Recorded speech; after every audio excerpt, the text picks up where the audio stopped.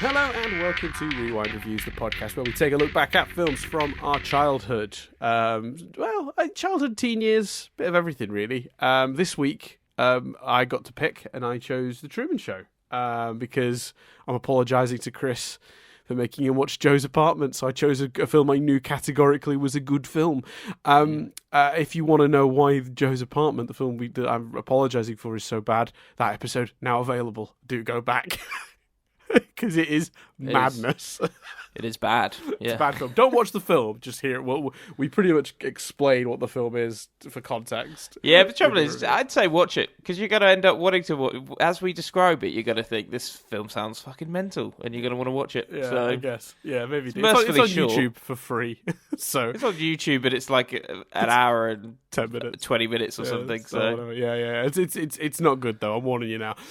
Anyway, this week we take a look at The Truman Show. So we always start, Chris, with a little bit of history with the film. What's yours? I hinted at some of mine last week, but do you want to? I don't know. When did you first see it? Is this a big film for you? Do you like this? I'm not really sure where this ranks in your, pantheon of like films. Well, of all the films I've ever watched, I'd rank it number. No, I don't know. But I really love it. I've watched it multiple times. It was a film I kept going back to. It's kind of a film you can picture yourself watching it in sort of most places you've lived, sort of thing. I think I did watch it at uni. I introduced someone to it. I definitely watched it as a kid. My main memory, but I don't know the scenario. I remember vividly either watching it for the first time or suggesting it as a film to watch with my mum and dad, or even I think possibly introducing them to it because I thought they'd enjoy it.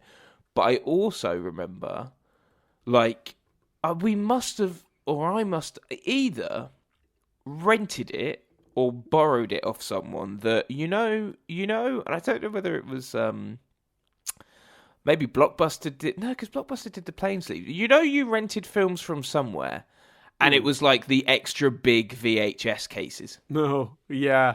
The chunkier video cases. Where the video was held in place by plastic inside of the larger plastic box.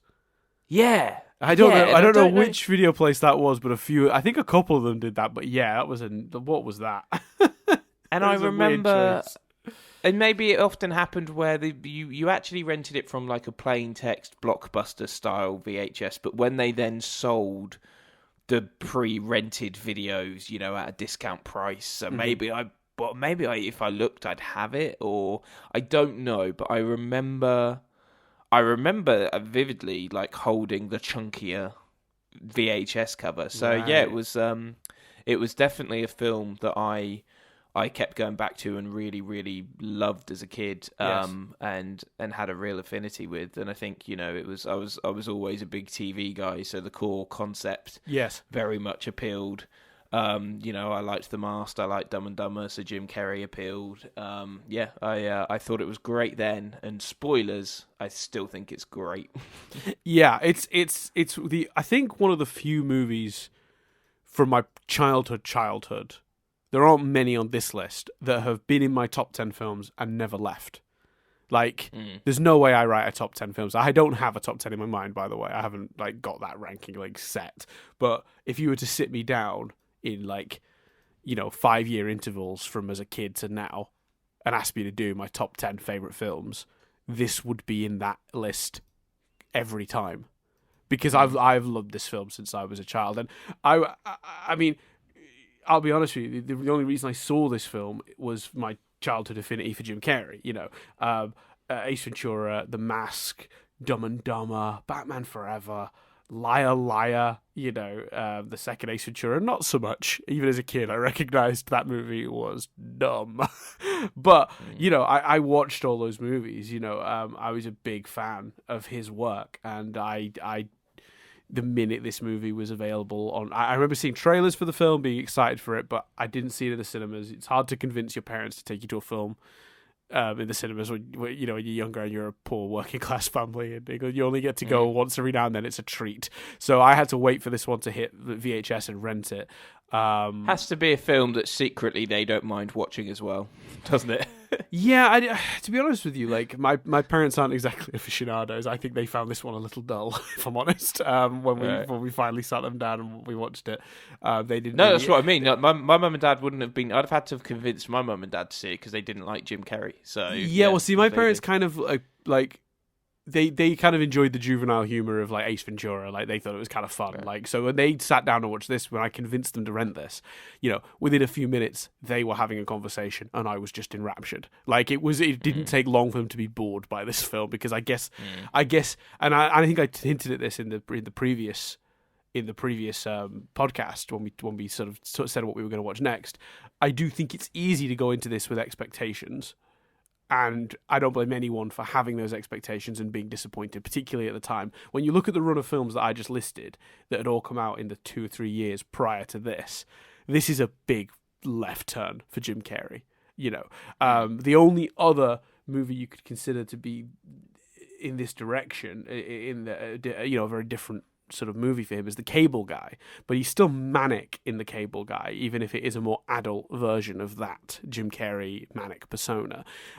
This is the first, because obviously this is go on, sorry. Because this is ages away. For anyone thinking like this is ages away from like Eternal Sunshine of the Spotless Mind, like that was 2004. This was 1998. So The Cable Guy was 96. So Cable Guy is the closest.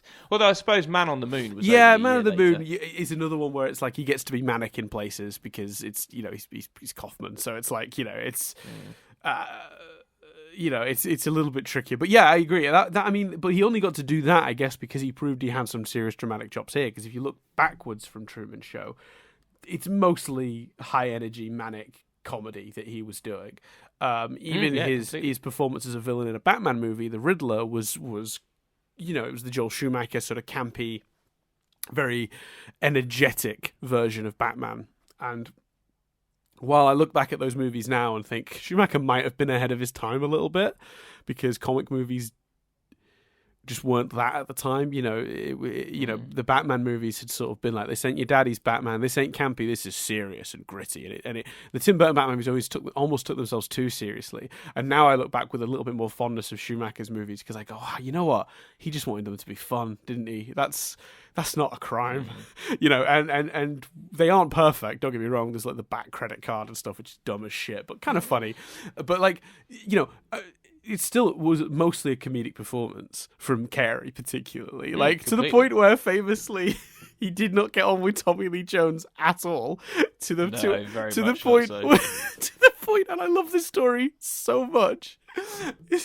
When they met in a restaurant, they'd been filming and then going their separate ways every day. They would not, they wouldn't talk to each other outside of the set. They met in a restaurant, and Tommy Lee Jones told him he could not endure his buffoonery. It's great. He just said and obviously, and even whilst it was a left turn, obviously, the Cable Guy was a manic performance. It is exactly. People often talk about 94 with Jim Carrey because it was Ace Ventura, The Mask, Dumb and Dumber. But he had from 94 to basically The Truman Show, this was the run. Ace Ventura, 1, Pet Detective.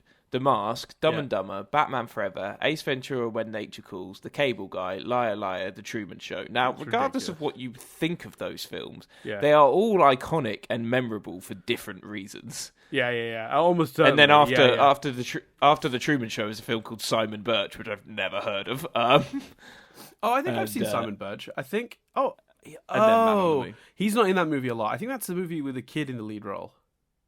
Yeah, I think so. Yeah, looking at the poster, I don't think he's in it a lot at all. Then there's Man on the Moon, and then Me, Myself, and Irene, which is awful. I love Me, Myself, and Irene. I'm very fond of Me, Myself, and Irene.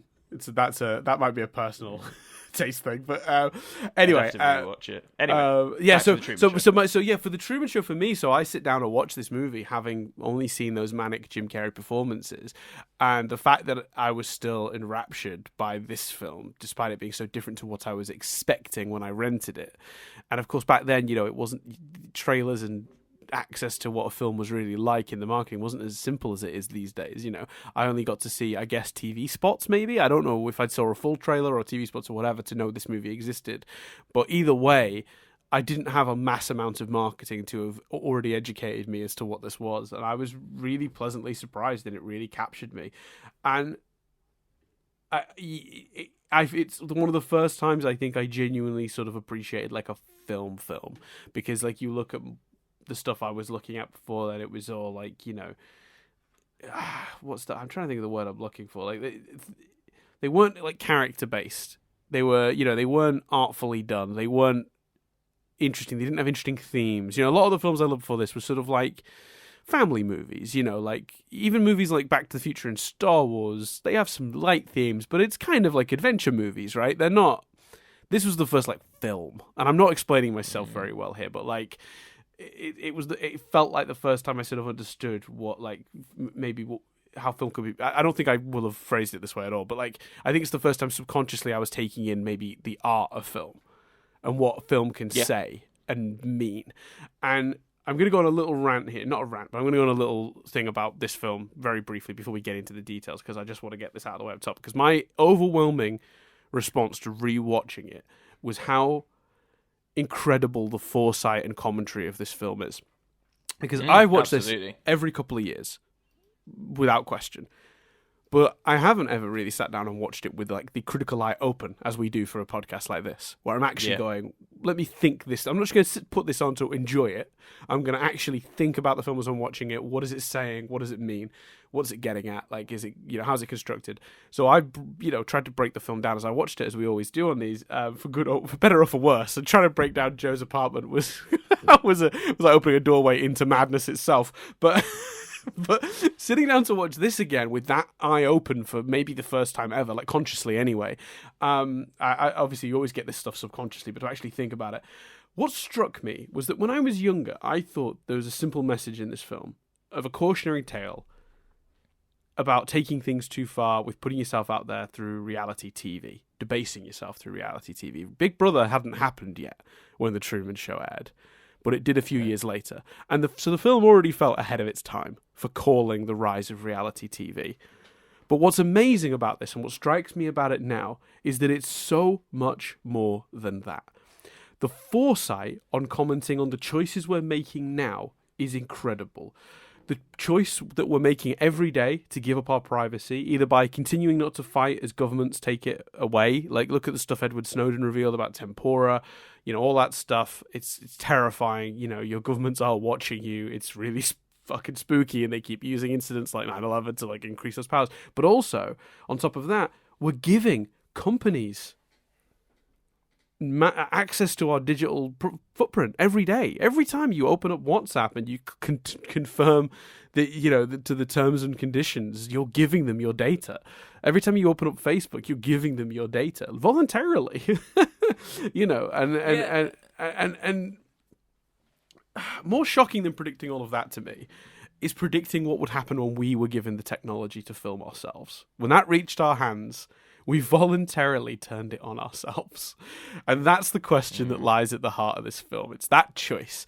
You know, people are always choosing to live their lives for the benefit of others rather than themselves these days. People are choosing to go to restaurants because they're more grammable, because they can take a nice picture for Instagram there.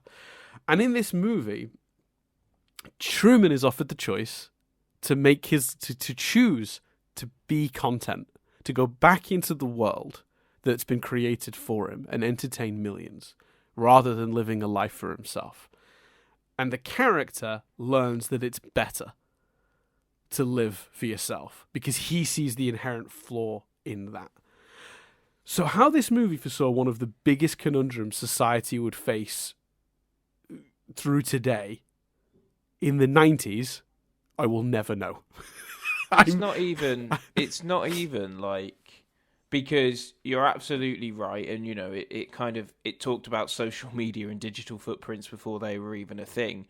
But when you said I'm going to go on a rant, you could have gone on a rant about Christianity. You could have gone on a rant about surveillance, about privacy, about reality television, like about AI and simulated reality. Like, you could have gone on a rant about so many different things, because the textures and layers and themes to this film are so broad and varied. It is doing so much at once. Yeah. Yeah. It's insane and it's stunning. And you know, we're doing if we're doing recommendations up top, I really, really, truly, I would have always have said I recommend this film. Yes. But watching it with a critical eye, Yes. it's like, this is another example where you just watch it and you go, I'm not sure where the flaws are here. Like, this is pretty perfect. Like, this is, you know, for me, akin to Die Hard, which is just a perfectly constructed and put together film. I absolutely recommend this. And what I find fascinating is, you know, it's not gonna be, don't worry, but this could be a 6-hour podcast where we do an hour on how it talks about Christianity and religion, and do an hour on how it talks about surveillance, and do an hour on how it talks about privacy. Like, it's just, you know, it's just nuts. And that's, you know, like Dan said, a lot of these things, it weren't even about, like, certainly the stuff Dan was talking about wasn't even about at the time. It's the foresight that this movie understood. I mean, and they always say, like, good satire is ridiculous in its release and becomes more and more plausible every day. So I've got 2 examples of that come straight to mind. When 1984, the book, George Orwell book, first came out, it seemed insane. How could a government lie to everyone in such an obvious way, where it's very clear, and with the slightest bit of remembering, you would know that it was obviously a lie? It doesn't even. It's fiction. It's fiction for a reason, because it's ridiculous.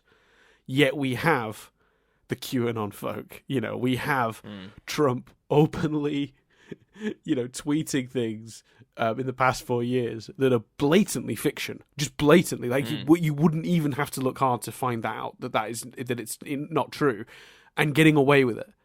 And you go, okay, so Orwell, what started as insane became reality. And the other example I think of is a more recent one, is thinking back to the Extras Christmas special. I know that seems like a really random pull, but in it, Gervais goes into a fictional version of the Big Brother house, and he's not 100% sure one of the contestants, because it's celebrity Big Brother, and he's like, "What? I don't understand. What's she here for?" And basically, the reason she's famous is because in the show her son died, and she got she was on the news a lot. So she's now considered a celebrity. Now, that's ridiculous, so it's funny, right? When that aired in, 2006? Like, when did that air? That was years ago. Like, that's way... 2006. Yeah, there you go. Like, it aired... No, I'll look it up, but I think it's 2006. Yeah, it's around then. It's mid-2000s, I think. You know, it was so absurd. 2007. Oh, there you go. Yeah, not too far. It was absurd. It was ridiculous. It was an insane notion, and it was funny because it was ridiculous. These days, it's not funny for that reason anymore. These days, it's funny because just a few weeks ago, from when we're recording this in early February, the Masked Singer in the US revealed one of their famous singers took the mask off, and it was a kidnapping victim.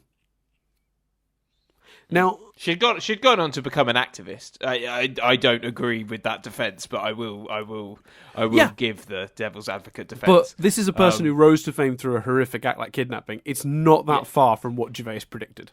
No, not at all. No. I don't disagree with you. What seemed insane and ridiculous and was funny because it was fiction and because it was silly is now what our reality is. And I think that is what good satire and observational stuff does. It sort of almost foresees it. And I think people who dismiss this film as kind of accidentally predicting the future, it's too accurate. It's ridiculous. The commentary this film makes about. I think these things. It's only going to get more accurate as well. Yes, correct. I really do believe that, and because kind of to the degree where, to some degree, and I'm not. You can't. Just because it's not something you do, you can't judge. And actually, when the moment comes, you don't know that you wouldn't do it. But like, I often think about when I see, certainly YouTubers and, personalities that put their children all over social media. Mm-hmm. I do often think, is that kid, when they grow up, going to go, oh, amazing, I've got all these memories that I can look back on, and I can, witness my mum and dad's journey and my journey through all of these things, amazing? Or are they going to go, Jesus Christ, someone could look at, I could be dating someone and they could spend a week going through my entire life. That's a bit weird.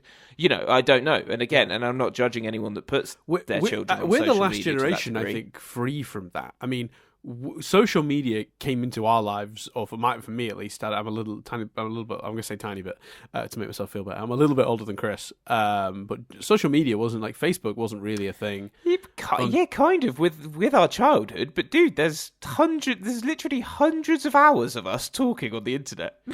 Yeah. Oh yeah, no, I'm getting that. But I'm saying for us, it didn't come until we were like at best, like I think MySpace existed when I was in college, and Facebook existed while I was at uni. So my youth, my real youth, my young teenage years are not documented online. My digital footprint starts as I start to reach adulthood by accident. But obviously, I didn't choose that. If I'd have been born 5 years later, then I'd have had it in high school, and all my high school stuff would be out there to be absorbed. So we're the last generation of people that actually have our childhoods not ruined by this stuff. Well, yeah, and the film doesn't even. What's fascinating is there's a whole other angle, and I was going to bring it up at some point. I very rarely it is a perfect film. I wouldn't want to change the film, but I think you could absolutely do a reboot TV show of this concept and look at all the different angles and moments in more detail, because like it doesn't even cover the fact that the problem with that, as so many people have experienced, is that with your footprint being out there, you suddenly, like as Jack Whitehall always jokes, he's probably already made the joke that's going to end his career. And he probably made it 10 years ago and doesn't realise it. It happens on this podcast. There's an episode of this podcast where you and I talk about how we weren't sure of the idea of the Doctor from Doctor Who being played by a woman. And we completely changed our minds, and in later discussions discussed how and why we changed our minds and grew as adults, as you do over 8 years. But someone could pull those quotes out of context and go, yeah, but you said this, and it'd be like, yeah, but I said that 6 years ago. Like, I've changed. Like, and that's an angle that this film doesn't even unfortunately get to look at. So I think this concept, I would love to see a reboot TV show really delving into honestly, it. A sequel showing Truman on the outside world coping with being somebody everyone knows every intimate detail about his life. I think the problem with that is that's inherently going to be quite dark and different, as it should be, and I'd love it. But I think there would be a portion of the audience that watched PG. If I don't see you, good afternoon, good evening, and good night. Yes, the Truman Show, which is such a perfect ending as well. Yeah, that would not enjoy. Yeah, because it's a fucking bold ending. Because this is a love story where we don't see the couple get together, and we don't. One of the many things it is a love story where we don't see the couple get together, and where we only really see the couple share 3 scenes. Yeah. It's a very bold ending to show us nothing, and that's the other reason I'd kind of want a reboot, because then you can do that second series where he comes face to face with everyone, but you write series 1 knowing that, so maybe it's less, I didn't get to sleep last night because I spent a lot of time thinking about it. It is a thinker, isn't it? This film, like I have watched it as comfort food over the years and barely thought about it and just enjoyed it because that's what's great about this. So I do think you can enjoy this film on multiple levels, and I think this is proof of that, because I have watched this film probably within the last 3 years, so not much longer ago than now. Like, I wasn't, a different person 3 years ago. Yet my experience with it, watching it, knowing I was going to be discussing the film on this podcast, was a completely different experience to what I had just, a couple of years ago, And the only reason I haven't watched it actually in between, I'll be honest with you, is because I knew at some point it was going to come up. Once we started Rewind Reviews, my yearly-ish urge to watch that film went aside, because I went, no, we're saving that. I'll rewatch it when we do it for the podcast. But yeah, it's remarkable that you can take this film in on two levels like that. It's totally popcorn cinema if you want it to be, just a quirky little film about a guy trapped in this world and making a really interesting choice at the end, and showing his determination to get out, and also showing the hypocrisy of Christoph. That's we'll talk about some of the details later, but holy hell, it's clever. But you don't get you can take this on a surface level as just a fun Jim Carrey trapped in a world where he's the star but he doesn't know it romp, or you can take this film on the sort of the deeper level that it's going for, which isn't as overt as you'd think, but some of the cynicism of this film and some of it's little things, and we'll take the moment, we'll talk about Christoph, because Christoph's one of the most interesting things about this film, because the way I didn't realize it until watching it this time around. First of all, he doesn't show up properly until an hour into the movie, which is fucking bonkers. The structure of the film. Well, he's in the beginning montage, but then he doesn't show up again fully, and until the hour point. Scenes with him, until an hour. I checked when he showed back up, because I was like, when the movie breaks at the hour point and goes in a very different direction. That's when that sort of montage happens, and it sort of steps out of the show and gives you some context for things you might have been wondering about. But what's amazing about Christoph is the complexity and hypocrisy of his character. When he's interviewed by Harry Shearer, when he reappears at the hour mark, Harry Shearer says, "We know how much you value your privacy."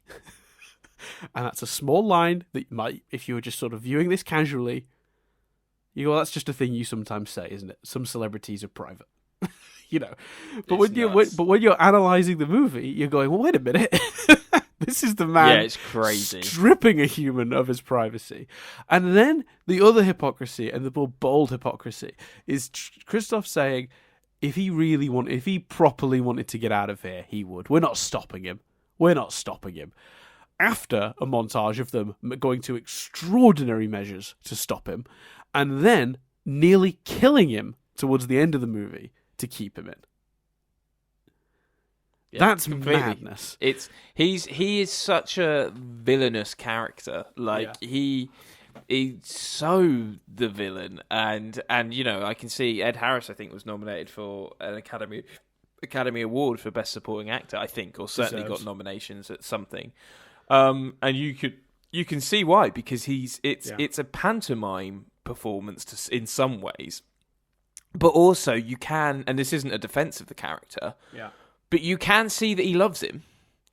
He describes himself as the creator, but there's this beautiful line between, if I said you can see that he loved him, and you went, oh no, it's all ego, we'd both have an argument. So yeah, we would. He's an incredibly complexly written character. The jealousy. I think it says something like, I know how jealously you guard your privacy, because I had to I rewound it and watched it with subtitles, because I was like, oh, that's so what does that mean? And what a dick. Why does he get to have a private life? That's fucked up.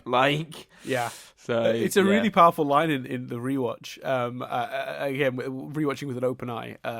It does really change your reading of him, I think, because I always saw him. I was, I think, leaning to I do think he truly loves Truman and wants Truman to be happy. But he wants Truman to be happy in a way he controls. So he's still villainous, but his intentions are good. But the rereading I sort of get from this more recent viewing is actually a little bit more cynical. Because I'm thinking, actually, I do think to a point he must know what he's doing, because he's giving himself the gift of privacy, stripping it from someone else, talking about how much he loves this character, and how much, if he truly wanted to get out, we couldn't prevent him from discovering the truth about his world. Yet, going to these extraordinary lengths to the point of nearly killing him. Did you see the in a slight deep diving of it that you may have done before or after rewatching it? Did you see the deleted scene of the table read? No, I know about some deleted scenes from the trivia, but maybe this is this the? Oh, go on, no, I'll let you explain what it is. Well, it's Marie or whatever her name is, the wife in the film. Yeah. The best friend, the new love interest, and the guy from work, and it's basically Christoph is he's remotely from his moon base doing a table read with them. He announces that she's leaving because she's had enough, but also announces, he says about the new love interest, and he says something like, "I'm determined that the first on-screen conception will happen," and he talks about then when the idea is when the baby's born. They then go to a 2-channel format where one follows the child and one follows Truman. And the best friend goes, "So what happens when Truman dies? Do we go back to one camera?" And Christoph refused to answer in a really kind of creepy, villainous way. And and again, even the best friend, there's 2 readings of it. One, he's genuinely fond of Truman, and he thinks that they're going too far. Or 2, that he's like literally just asking a practical question because he's worried about his job. And it's just again so layered. Well, that's interesting because we're teasing a little bit on teaching a little bit into stuff that I've got for the triv here. But to clarify, they were originally going to give Marlon's character a bit more of an arc, where at the end he showed genuine concern for Truman, and they didn't get to that. And the movie itself, the final film, has a hint of that, where they do still have the line in the final product, "I'm still determined we'll see the world's first televised conception." Yeah. It's in if I was giving one criticism, and it really is a nitpick, it's in the slightly expositional interview. I quite like the interview because I love it. It is a little expositional, but I think he gets away with it because at that point in the movie, you've kind of mostly had Truman's perspective of events, so you've put together a lot of what's going on yourself as a viewer. But I do like that an hour into the movie, they go, just so we're all on the same page about what's going on here, we're going to step back and actually confirm what you think you've put together at this point. It's like getting to the end of the crossword book and it has the answers. You know what I mean? They do a really great job of and obviously not all of them are covered, especially in a world today where people expect to have all the information. But the film does a really great job of answering most of the obvious questions you would have. Like about in that how this works. they answer they answer how many cameras. They have that great joke where the security guard guys are like, "You never see anything though. They just pan the camera away or wind blows," like annoyed that you never see the set. Yeah. But that is a question a lot of people would have. What happens when there's intimate moments? So they do a really great job of answering a lot of that. Like, what are the other actors doing when they're not near Truman? Not much. Waiting. Do you know what I mean? Yeah, and there's other interesting elements as well, which is like hints to where they don't outright confirm it in the montage, but there's just enough information for you to make a guess. So, like, the example I keep coming back to is Marlon. There's a point when Marlon and Truman are having a moment, right? They're having like their heart to heart on the end of the bridge thing, the construction bridge thing, and he sort of said that he's reminiscing, and he's talking about like the time that he ended up getting pneumonia, and Truman's like, "You were out of school for like a month," and you go, "Wait a minute, that was his holiday, wasn't it?" Yeah. Like you don't know, but you kind of know. Like it's not explicit. The movie doesn't outright say it, but you could make a damn good assumption that that's why he got a month off. But there's other questions I have about the practicality about it, because to me, right, all the people waiting at quote unquote first positions just sort of stood about waiting to start, almost frozen in place. Why? Just hire a bunch of people and say live and work in this town. Yeah, I know. You'll have earpieces in, and if we need you to do something specific, you'll have to respond. But mostly, just go about your day, because then you know what you won't get. You won't get Truman noticing. Yeah, but that's not as entertaining for the film, is it? No, I know, but I'm just talking about not to nitpick the film, because it has to be like that in the film, because there has to be holes for Truman to spot. I understand that, but I'm saying, like, just if you were actually doing this in real life, this is not how you would go about it, because it would be much easier just to put a bunch of people in the fake town and just say, "You just live. We're going to pay you to live here. Just go about your life. That way, you don't get Truman noticing, the lady with the flowers, the guy on the bike, the whatever I can't remember what car it was. He said was passing. Damn, cars exist could have happened this week. That's not in the trivia. Anyway, maybe is it a Beetle with a dented fender? I can't remember. Can't remember. But the was it? Yeah, was it? I think it was it was dented something. I think it was it was like a dented fender or something. I'll have to look that up. But anyway, it's there's a way to not have been caught here. If I'm honest, they made this much harder on themselves. Yeah, completely they did. Like you say, you could just have them living the life like that, but it does lead to, narratively for the film, it leads to great moments like when he's watching the surgery and the dude's just like, well, I'll make my first incision. Yeah. The woman on the table ends up like screaming and panicking.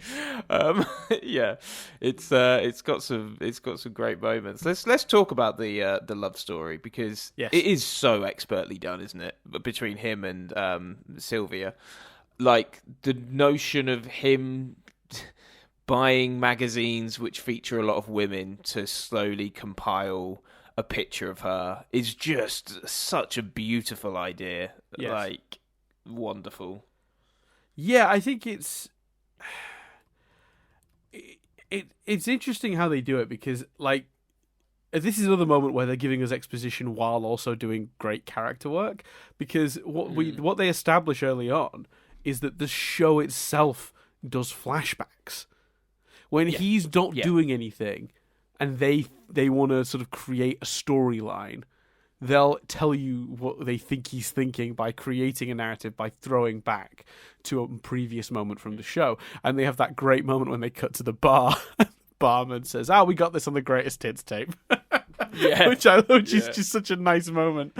And I think what's clever about that is that it gives us the chance to, within the structure of the story, get the flashback. But it's contextual, like it's within the world, the flashback. So we're not just flashing back like in a movie. That's the show flashing back, and we're getting to see it as a result. Like, that's kind of genius, if I'm honest. Absolutely. I think the choice to show all the people watching it throughout is a really smart choice, because you could argue there's a version of this script where they commit to it being the show and not leaving the show until that act break at the hour mark, where we pull out and do the Harry Shearer presented sort of recap of the week show. Does that make sense? Like, there's a world where you don't move. I think they made the right choice, but you could have easily committed the first hour of this movie to being purely in world, never leaving. Yeah, but again, and we must put a pin to go back to the love story. Sorry, yes, I got distracted by the way they did the love story. No. But I've got a question that comes off of that, because do you think? Because I think it's quite a bold opening, like to go so into the world. But the opening is interviews with the actors, so they do break it in the first moments of the film as well. They just then go to the world and etc. Yeah. So do you think they had to do that opening, or do you think there's a way where you could just go into it a bit more and like have the light fall and you're just as confused as Truman if you don't know the premise of the film? Yeah, I honestly, that's I've got it in my notes as being like my only real criticism is I actually think you could do it without that. I think, in fact, it might even be slightly better. It's the one change I could pitch for this film that I think might slightly improve it. But the only problem with that is, I suppose, if you're already committed to cutting to the outside world, a few minutes after that, when you cut to the bar or the old ladies or the guy in the bath or whatever watching, if you're going to do that anyway, doesn't really make too much difference, in my opinion. Which they do throughout. It's just kind of the break is more you seeing the creator and the moon and stuff. Yeah, the moment they break the reality and really pull out of it is that hour mark I keep talking about, which is the point after he meets his dad. And the show goes like, whoa, what a week we've had. And that's when they interview Christoph. And we really, at that point, we're exposing ourselves to the wider world of what the show is. I do think there's a version of the script, but to do away with the opening and be as confused as Truman when that light falls out of the sky, I think you have to do away with the insert shots. And that's a shame, because what I do love about this movie is that they almost build supplementary characters through those. Yeah, You don't absolutely. spend a lot of time with those people, but you do get a good sense of them from the few scenes you see. I'm particularly fond of Guy in a Bath. He has a real arc. Yeah, I like Guy in a Bath. The I old like ladies are great. Yeah, the old ladies. I love. They all are. The security guard guys. One of them is the guy from Brooklyn Nine-Nine, isn't it? It's Scully and/or Hitchcock from Brooklyn Nine-Nine. Well, the security guys have the true arc, because that moment at the end where they're like, "What else is on?" Yeah, is just that one incredible bold. Because to me, when someone says to me, "What's the end of the Truman Show?" It's good afternoon, good evening, and good night, and he walks through the door and the movie ends. But it doesn't. There's a gag. They throw in a gag that's nothing to do with Truman. A gag that you do sort of question whether they would. Well, that's the thing, though. Some people would be that nonchalant, even if they'd watched this guy all their life. Yeah. Some people would just be like, "Oh, what else is on?" After 6-7 years, whatever it was, of Game of Thrones, it finished, and people were like, "What's next?" That's just the nature of entertainment, is that it is disposable, and I love that they expose that in the end, and it somehow doesn't detract from the ending. I don't ever come away from this movie going, "What a beautiful ending." Ugh. Share about that annoying tag, though. It spoils it a bit. You get both somehow. I don't know how they do. I don't know where the magic lies there. In terms of because on paper that shouldn't work, in my opinion. Do you know what I mean? Having the really poignant ending of Truman choosing to leave, followed up by that random gag. You'd almost such a good gag, though.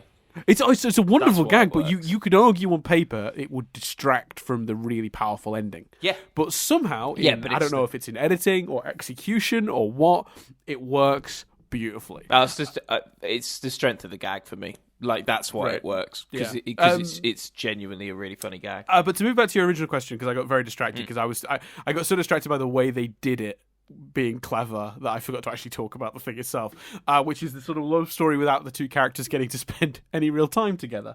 I think a lot of that is the strength of the performers.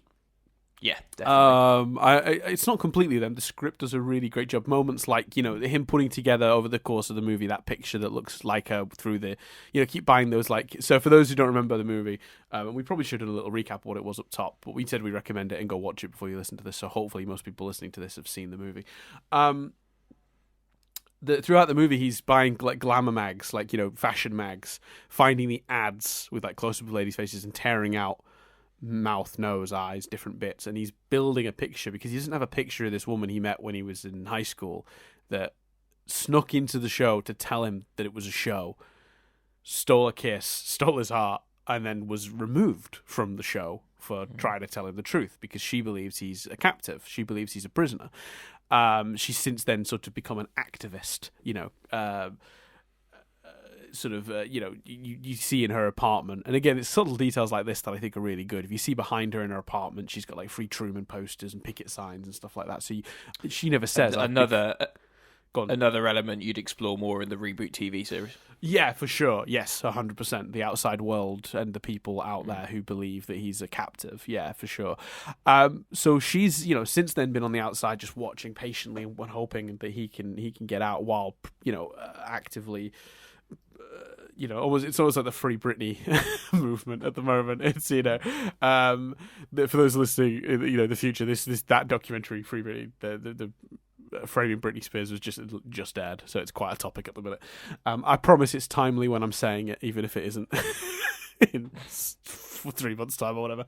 Anyway, so the way they do it is a combination of moments in the script, he's tearing up that picture, right, and making the picture of her, which is a beautiful visual, right? But then in the film, it's the looks that she's giving when they show her watching him, and when he's thinking about her, the way he's able to express the heartache that comes with that, and also the way his relationship with Laura Linney's character, Meryl. It feels false to both of them. That's what's clever about it, is they also strengthen his love story with her character, Lauren, Sylvia? Her real name is her real name's Sylvia. It's Lauren, yeah. Yeah. Um. The I forgot my point because I got so distracted by her name. God damn it! Oh yeah. So when the way that they present his relationship with Meryl is so broken and false from both sides. Does that make sense? Like so that in a way enhances his relationship with Lauren, because you know that his marriage is a sham in more ways than the obvious, and that's fascinating in itself. Yeah, I don't know. They do it beautifully. So much of the movie is dedicated to making that work, despite the two sharing so little screen time.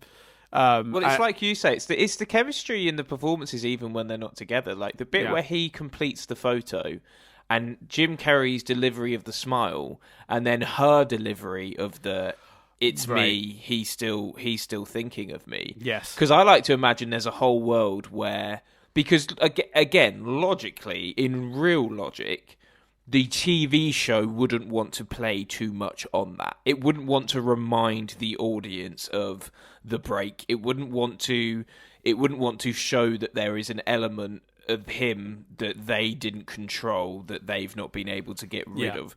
But I like the idea. I like the idea that the explanation of that is he spent so much time working on that photo.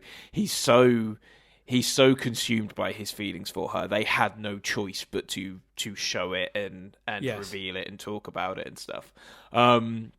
So yeah, I think it's beautifully done, and like you say, Meryl's Laura Limley, I think it is. If I've said her name wrong, I apologise.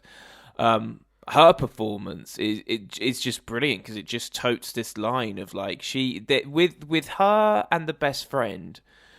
They're in the hands of lesser actors and in the hands of a lesser script. Yes, they're pantomime villains that are just arseholes. And I'm not saying they are in any way good or redeemed, because those two in particular aren't particularly. I think the only one, aside from Lauren, or whatever her name is, Laura Lily.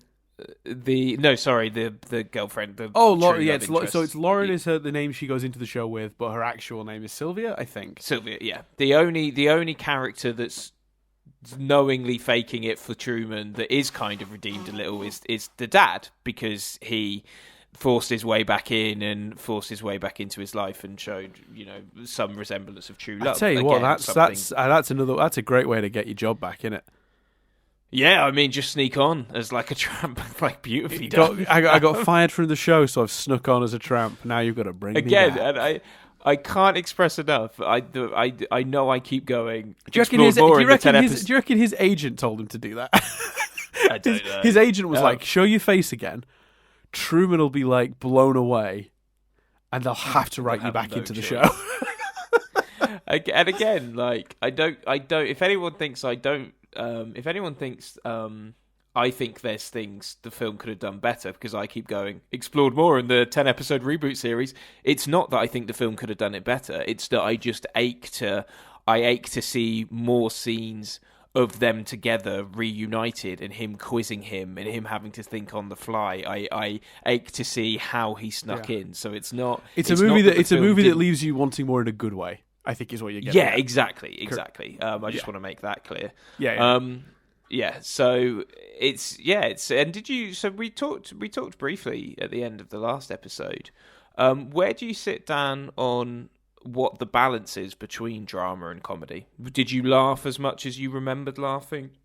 Yeah, I think I always thought it was a pretty low level comedy film. Like, I don't think it's a laugh a minute sort of film. And even as a kid, I recognized that it was not a typical Jim Carrey laugh a minute affair. So I don't think I had any expectations of how funny it was going in. And I think what I'm laughing at these days is different to what I laughed at then, for sure. Like, these days I'm laughing at how ridiculous the sort of like the satire is and how close to home it is. It's funny almost as much as it is upsetting that Christoph wants his privacy. Like, that's a funny joke in my opinion, in a weird way. I don't think I'd have found that funny as a kid. I would have laughed at Jim Carrey pretending to go about his normal day later in the movie. So there's a section of the movie when he's playing along because he's got a plan to escape. And it's so when you watch it knowing Yeah. there's so many beautiful, like when he does the mirror thing and he goes, that one's for free. And when he's looking at the new love interest, and you watching it the first time, if you don't think he's realised, you'd be forgiven for thinking that. And a read on it is that he's looking at her and she's nice. That like they're getting their way. It's working. He's taking an interest in this love interest. Yeah. But when you watch it knowing that he knows and he's about to escape, that scene plays as, oh, I see what they're doing. There she is. Like, it's further proof that he's being controlled because, of course, he's now got a new love interest. Yeah, it's a performance so nuanced. You get both reads you need to get out of it, and how good is that he needed to give us both a convincing performance, because you have to believe that Christoph and the guys up in the tower are believing it. You have to believe that they're believing it, so it has to be close enough to him being, back to his old self. But it also has to be winky and knowy enough that a viewer watching it back recognises how false it is. And we always praise that whenever across Rewind reviews, Nothing But Static, whenever we see a performance that isn't, say someone that isn't really confident going, oh no, I'm confident. Like, it's so hard to do. Yeah. There are so many examples of someone having to do two things and it not working. So whenever we see it where someone does it and you get both reads, it's like, fair play. Yeah, it's brilliantly done. I think the strongest one is the love interest. That is such a brilliant, because it is absolutely 100% believably he's interested in this woman, or he's smiling going, oh, I see exactly what these fuckers are doing. The only one I think that slightly leans too much one way is the dog.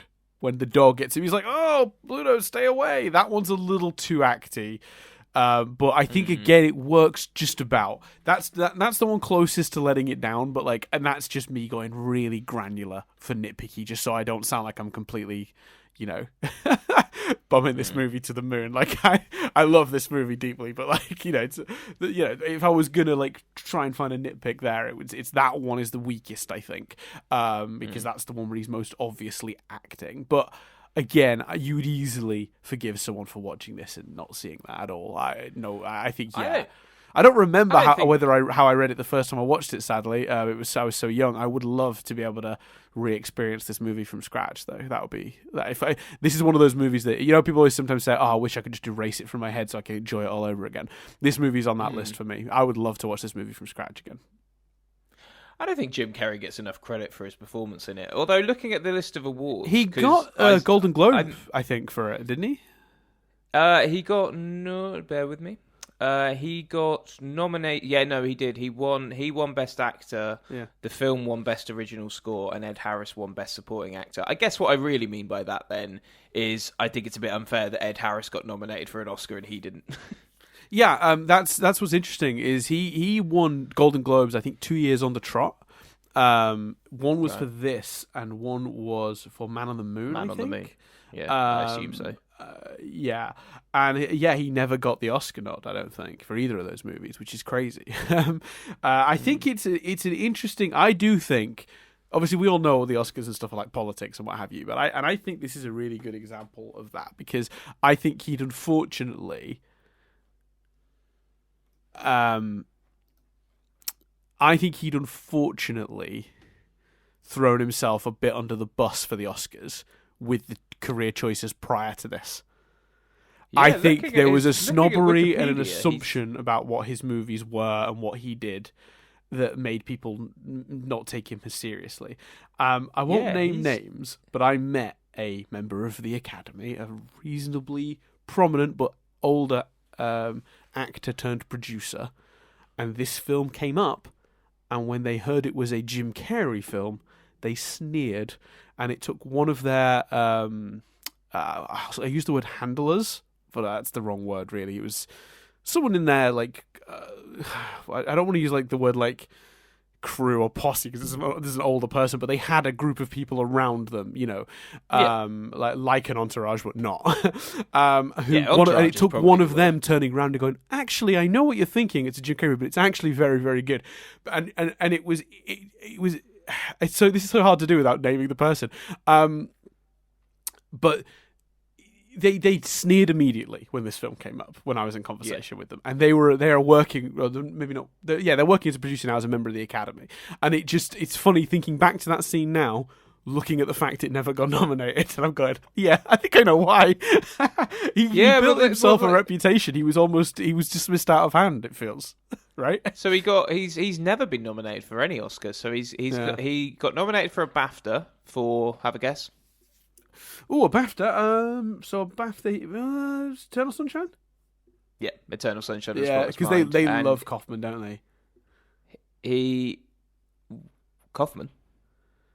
Yeah, Charlie. No, Eternal Sunshine is the film with the mines. And Man on the Moon is the Kaufman. No, that's Andy Kaufman.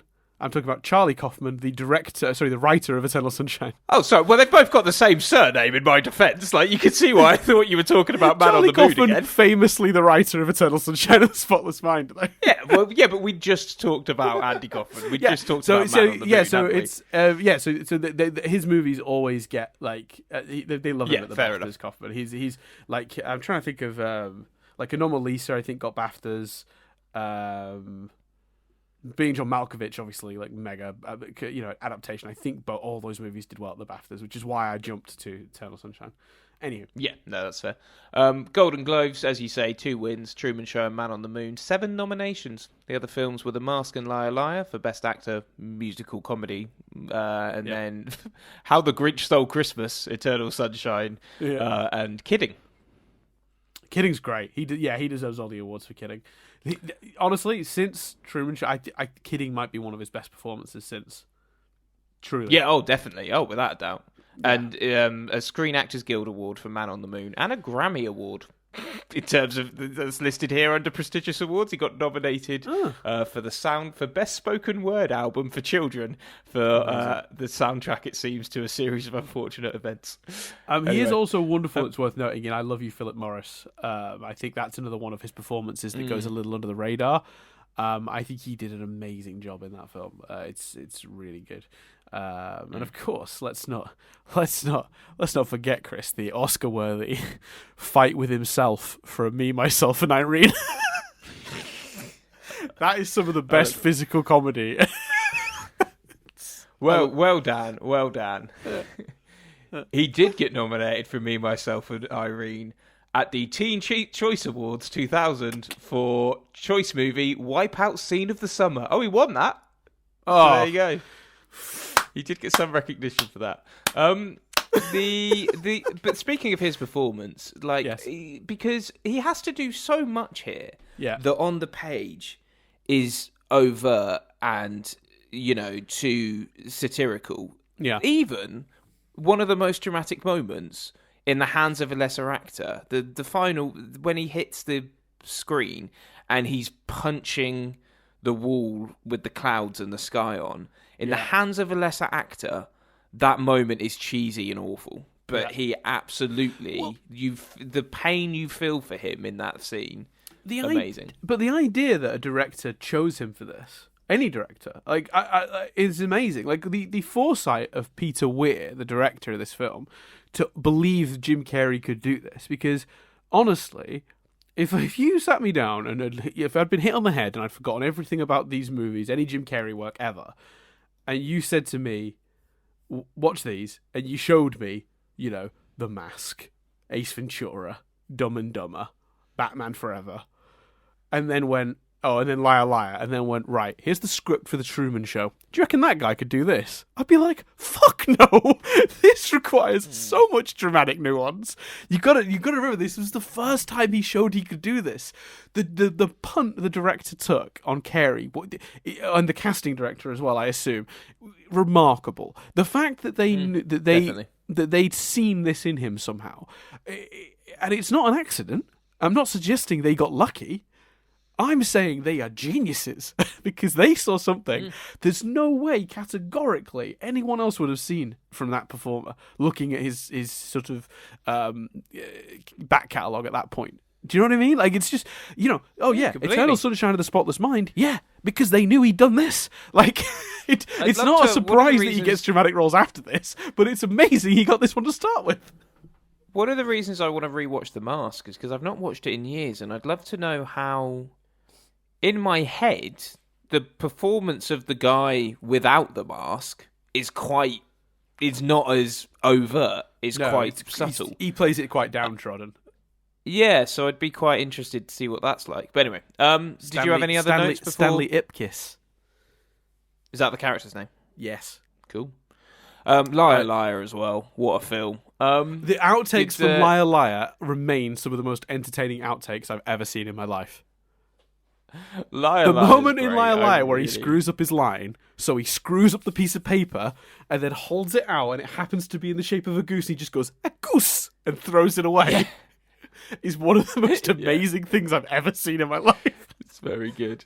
Have you got any other notes before trivia, Daniel? I just want to cover a couple of little overall stuff. I just want to talk about the cast on the whole. Particularly, I want to give some shout out to Noah Emmerich, who plays Marlon. He gives a really nuanced performance. Also, we've talked a lot about Jim Carrey.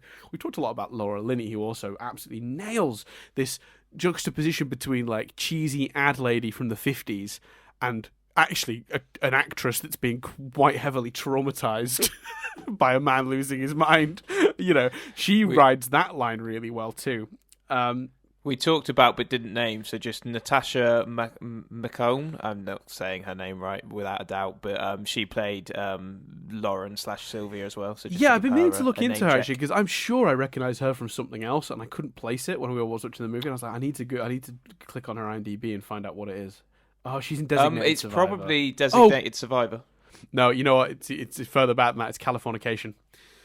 Right. She's cool. The wife. She's his wife in Californication. She's fucking wonderful in that show. Holy shit. Yeah.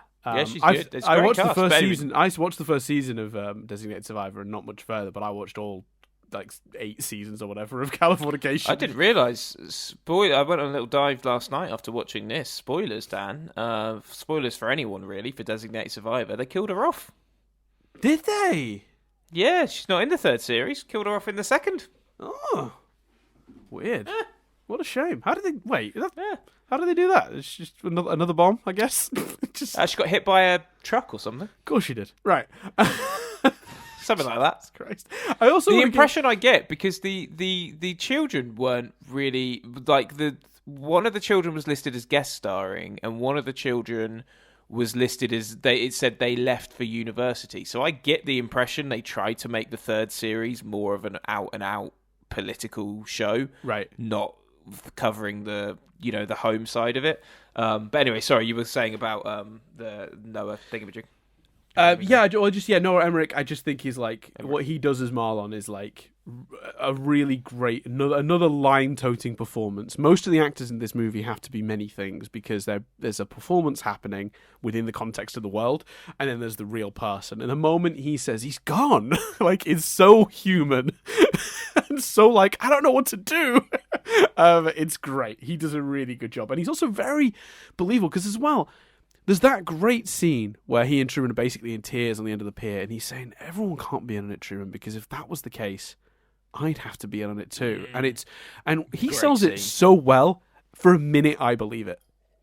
For a minute I go, shit, maybe he's not in on it. Maybe he's also part of the Truman Show. You could easily... And then it does that cut to Ed Harris. It's beautiful. Christoph, it's beautiful. Reading the words for him, yeah. So he's great, and also credit to just all the cast up in the booth, that play the people upstairs, Paul Giamatti, just in a really weird small role for him. Obviously, maybe he wasn't Paul Giamatti at this point, I guess, in the sense. Do you forget every time he's in it, and then go, oh yeah, Paul Giamatti's in this film? Same a little bit with Harry Shearer, to be honest with you. I was like, oh, Harry Shearer's in this movie. Yeah. Cool. So yeah, I think the cast top to bottom, and we talked about Ed Harris's amazing performance as Christoph, and it's even more amazing when we get to the trivia. I'll tell you something about his performance that you might not be aware of that's kind of amazing, considering how good it is. But yeah, everyone in this movie is absolutely on fire, and I think definitely. The other thing that's really on fire in this movie that we didn't get a chance to talk about, the fucking music. Can we talk about the fucking music? Holy shit. Holy shit. That's all I have to say. It's brilliant. It's amazing. It's incredible. It's from top to bottom. It's Even though they often repeat the same sort of the Turkish refrain, march. It's still brilliant. Like it's still effective. Like you're never going. You know how it got to the point where, as much as I hate to criticize, and maybe this is just my memory and this isn't actually the case, but you know how it got to the point on Doctor Who where you were a bit like, yeah, I am the Doctor, all right, fine. They're playing it again. In this, they use that a lot, but it's always done so beautifully, you never feel that way. Yeah. I think it's Philip Glass performing Mozart's Turkish March. Is the piece you're probably most associated with it, because the piece I always associate with it, which is that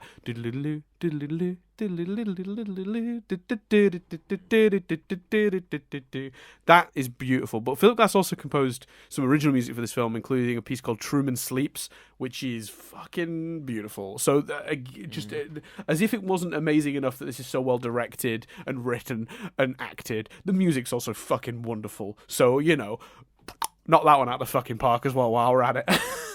The Truman Show music from the motion picture is available on soundtrack. There you go. Well worth it. I've genuinely listened to that while writing in the past. It's a great soundtrack. I also just want to give a last little nod before I get into the trivia to the direction itself and the choice to use so many of the hidden cameras to just constantly remind you. They never let you for more than a few moments feel like you're in a film. Like, they will do it. They'll use cinematic camera angles for a couple of the shots, but they don't wait very long between the cameras that are obviously hidden somewhere, which gives the movie a look that's unlike anything you usually would see. The moment I think to is when they do when he's going to get on the boat, and he looks down and sees the very carefully placed, half-sunken rowboat to make him fear. And the camera angle they use for that moment is this really low angle from the boat, like they stuck a hidden camera on the boat itself because they knew Truman was going to make eye contact with it. And it's not a very cinematic angle, but it's very TV. And they do those so often. Like the camera that's in the pencil sharpener later in the movie. When he puts the pencil in, it spins round. Like, they do that every sort of it's like clockwork. Like, I've not timed it, but I bet you if you timed it, it's like one of those every 2 minutes or something like that. So it just means you never forget where you are. You're constantly being reminded of that. And I just think that's a really wonderful choice from the director to mix in the cinematic visuals with those clever sort of hidden camera ones. The only time I was like, who is this? Was there's a button cam chasing him in the hospital. But at that point, the nurse that sort of greeted him has gone. So you're a bit like, so who's that? And who's chasing him? And why aren't they grabbing him and turning him around? Yeah. Yeah, exactly. But that's nitpick. Like you said, like you touched upon earlier, it's a really fine balance between enough of those shots to remind you it's a TV show and have it feel like a TV show, but not so many that they stylistically chose to do the whole thing as a TV show, because I think that would have been a mistake. That would have been too much. It would have distracted. Agreed. Cool. Give me the triv, boy. So there's a fair bit of trivia. So I'll try and get through this as quickly as possible. I've condensed some of it, so into one piece of trivia, like a few things that were kind of related. So some of this might run into itself rather than being a lot of bullet points of triv. The first one you didn't want to compliment my singing. You didn't want to compliment my triv song at all. You just let that slip by, were you? I just thought the best way to honour it, Chris, was to let it sit and not point it out. And so because it was a smooth transition into the triv, artfully done. That's true. To compliment it would have been to affect the smoothness of your transition. That's fair. It was to the tune of that song that Andy sings, which I assume is a real song in The Office, where he goes, "Give me the big boys, I feel my little soul. I wanna get lost in a rock and roll and drift away," which is a song I sing to myself probably once a week. Whenever I think of Andy from The Office singing, I always think of "Love me, say that you love I always think of that one before I think of anything else. That's great. It's when he can't resist but join in. So Yeah. it's just Jim singing it to wind him up. It's great. Anyway, so to move to the Give me the Triv, boy, free my little son. Welcome to the section here's the of Triv. Triv. Do the Triv. So Paramount was a little cautious about this film in general because they kind of dubbed it the most expensive art film ever made because it had a budget of between 60 and 80 million dollars. Now I've seen both figures, 60 and 80, so I'm just going to say between the two because we don't know for sure. Part of the original sort of screenwriting deal with the writer Andrew Niccol when they bought it was that he would be allowed to direct it as his debut. But because the budget was so high, they basically gave him a little bit of money to go away. They said, look, we know we had a contract that said you direct this, but it's too expensive. Will you take X amount of money, undisclosed, but presumably part of the film's budget, to just let us choose another director? Because we're nervous about giving you so much money to make this movie as a first-time director. He agreed. Whatever those negotiations were, he was happy with that. So then they started looking for like an A-list director to sort of step in. Brian De Palma was at one point under negotiations to direct it, but he ended up leaving his agency at the time, which is United Talent, and that sort of the deal fell apart. Other directors that were considered were Tim Burton, Sam Raimi, Terry Gilliam, Barry Sonfeld, who'd just done Men in Black at this point, I think, or was about to, Steven Spielberg. All these people were all considered, but in the end, obviously, they brought in Peter Weir. All those people feel way too distinctive for this. Yeah, I kind of like Peter Weir's almost not like sort of subtle, almost lack of a style. Like he feels more adaptable than any of those directors to this project. Like I can't think of anyone else tackling this, you know. And obviously Peter Weir at this point, I mean, what had he done? He'd done Dead Poets Society and Witness. Both great movies, very different. Dead Poets Society will come back up on this podcast as well, by the way. Like that, A Witness is fine. I think Witness is a totally functional movie, but it wasn't a big part of my childhood. But I loved Dead Poets Society for similar reasons, actually, to this, in that it was a movie with a big comic hero of mine doing a serious role, and yeah, I definitely was really impressed and surprised by that. So we'll come back to Dead Poets Society. It made 264.1 million according to Wikipedia. So it's Oh. surprising that a sequel was never discussed because that's 4 times its budget over. Yeah, I mean, it's incredible, isn't it? And I think that might be just, for once, smart producers going, this is an, as we've dubbed it, an art film. You don't make sequels to art films. You know, let's take our win and go home. You know, definitely. yeah, I agree with you. It's kind of surprising because usually, you know, those producers see money signs in their eyes and drag it through the coals to get that extra dollar. But yeah, I'm equally glad they didn't do that. They actually, when they hired Peter Weir, wanted the film to be funnier and less dramatic than it was in its current state. Peter Weir, they hired him kind of because he shared that vision. He loved the script, but he did think it was too dark, and declared where Niccol had it depressing, he could make it light and could convince audiences that a show with this scope would have people watching it 24/7. He then worked with the writer Niccol, and they produced somewhere in the range of 12 to 16 more drafts before the script was considered ready for shooting. So I want to talk briefly about some of the changes. Very briefly.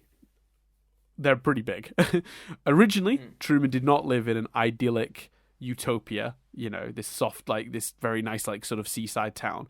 He originally lived in a recreation of New York City that was very gritty and kind of felt a bit sci-fi. And the original movie had a scene where the producers and Christoph had arranged for a staged attack and assault on a woman that Truman witnessed but didn't help her. She was about to be... The words used here are, she's about to be violated, and Truman chooses to move on. And the minute he's outshot, the actors stop, obviously, because it wasn't real, and they discuss the fact he didn't do anything about it or help. That's in the original movie. He also has a drinking problem in the original script, which is crazy. they got a little bit more on they lean more into the getting Truman to impregnate Meryl stuff in that draft. They had a bit more. Did it change? Did it change? By the time Andrew Nichols agreed to not direct it, had the script changed? No. So he was directing this movie. I wonder if, like, when he saw the finished product, he was like, "That's fucking not what I wrote." Well, no, because he reworked on it with Weir. So Peter, so they brought in Peter Weir because when they interviewed other directors, Peter Weir was the one that was like, "I agree with you. This should be lighter," which is what the studio wanted. They then put him, I guess, in a room with Nicole, and between the two, they did 16 more drafts. Well, between 12 and 16 more drafts of the film before they got to the version that exists now. So one of the reasons it's so tightly written is because it was extraordinarily, like, picked at as a script. It was perfected, and you can tell when you watch the movie. Meryl was far more aggressive in that original draft. Truman was far more aggressive when he confronts Meryl in the original draft. And after Truman passes the door in the original draft, he does actually then meet Christoph and the main cast members on a rooftop, because it was obviously New York at the time, so Christoph presumably wasn't in a moon. And while the film's story does end with Truman exiting the fake world, the encounter at the rooftop has the actors stare at him sort of sheepishly, but then he in rage attacks Christoph and tries to strangle him. And the rest of the actors hold him back, and then you see him reunited with Sylvia. So that's the original version of it. And I think it's not as good. I think the studio were right to say to the writer, "Look, we like what you're working on here, but it's a little too dark. Here's a director who thinks he has the good ideas to make it a little softer. Work with him, and we'll figure it out." Peter Weir then obviously went on to write bits for this, so he wrote like a 10-page backstory that described the history of the show for his own benefit. For instance, that Truman Show was like a frequent winner at the Emmys. Things like that. He sort of developed his own like backstory for a lot of it, I assume in conjunction with the writer Andrew Niccol. While that was all happening, the studio were considering Robin Williams to star, but Jim Carrey was always Peter Weir's first choice to play Truman after seeing him in Ace Ventura: Pet Detective, because he thought Carrey's performance in that movie somehow reminded him of Charlie Chaplin. Because Carrey was a bit of a risk from the studio's perspective to play a dramatic role when he'd done quite broad comedy, he took a pay cut. He normally at that point was getting around $20 million per movie. He did this movie for 12. As a result of, like, even he acknowledged, like, I understand you're taking a risk on me here, but I want the opportunity to prove I can do this, so I'll take the pay cut. It's funny because when you listed when you started with the trip, obviously there's often alternative casting, and I was like, I can't think of a name that would make me go, oh yeah, they could have done it. Robin Williams is probably the closest to, Robin Williams probably would have done a really good job.